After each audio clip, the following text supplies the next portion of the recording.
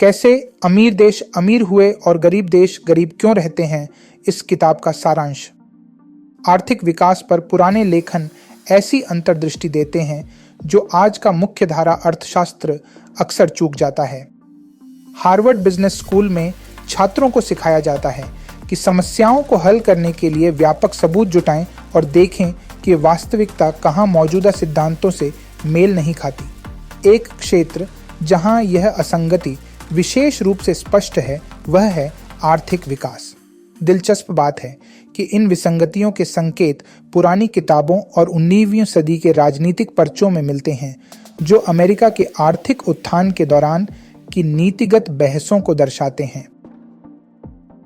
समय के साथ मुझे लगा कि पुराने विचारकों को धन और गरीबी की कार्य प्रणाली की आज से बेहतर समझ थी। इन प्रारंभिक लेखकों ने पाया कि विविध विनिर्माण गतिविधियों वाले शहरों में व्यापक समृद्धि आती थी। उदाहरण के लिए नेपल्स और वेनिस को लें। नेपल्स उपजाऊ खेत होने के बावजूद गरीब रहा, जबकि वेनिस दलदल पर बसा व्यापार और कला से समृद्ध हो गया। उन्होंने यह भी समझा कि विनिर्माण पैमाने पर बढ़ते रिटर्न दे सकता है, यानी मशीनों में निवेश करने पर हर अतिरिक्त इकाई के लिए कम श्रम चाहिए, जिससे सस्ता माल और ज्यादा मुनाफा होता है। इसके विपरीत खेती पर निर्भर अधिक लोगों को घटते रिटर्न का सामना करना पड़ता है, जहां अतिरिक्त श्रम कम लाभ लाता है।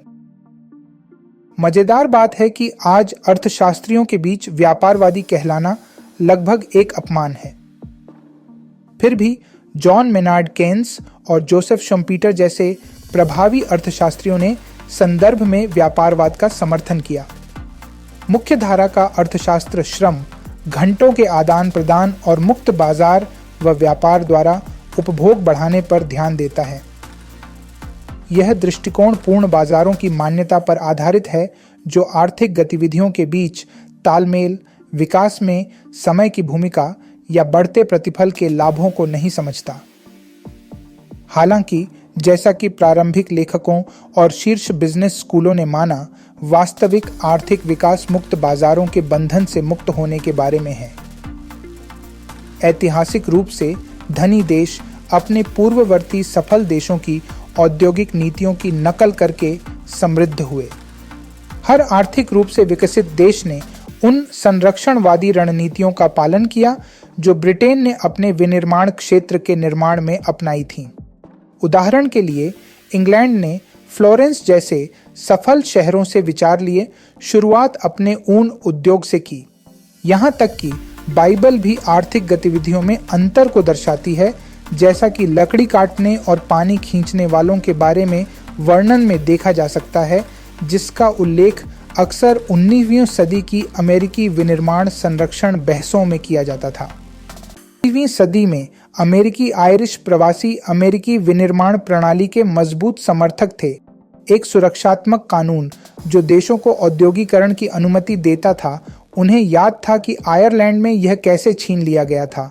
आर्थिक गतिविधियों का विविध मिश्रण ज्ञान, तालमेल और राजनीतिक अवसर पैदा कर सकता है। दुर्भाग्य से आधुनिक अर्थशास्त्र अक्सर इन कारकों को नजरअंदाज करता है, मानकर कि तकनीकी बदलाव सभी के लिए मुफ्त हैं। एक स्पष्ट उदाहरण गोल्फ बॉल और बेसबॉल का अंतर है। गोल्फ बॉल अमेरिका में जटिल मशीनों से बनाई जाती है। दूसरी ओर बेसबॉल हयाती में कम वेतन वाले मजदूरों द्वारा हाथ से सिली जाती है। विकसित देश पूंजी और नवाचार वाले क्षेत्रों में माहिर हैं, जबकि गरीब देश कम वेतन, श्रम प्रधान कार्यों में फंसे हैं। आर्थिक जगत अक्सर मुक्त बाजार का समर्थन करता है, पर खुद के नियम नहीं मानता।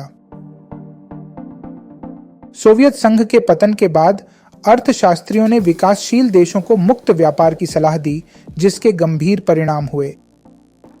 वैन रीक प्रभाव बताता है कि कम विकसित देशों के उन्नत क्षेत्र अक्सर मुक्त व्यापार की पहली बलि बनते हैं। यह समझाता है कि अमीर देश कैसे अमीर हुए और गरीब देश क्यों गरीब रहे। धन्यवाद।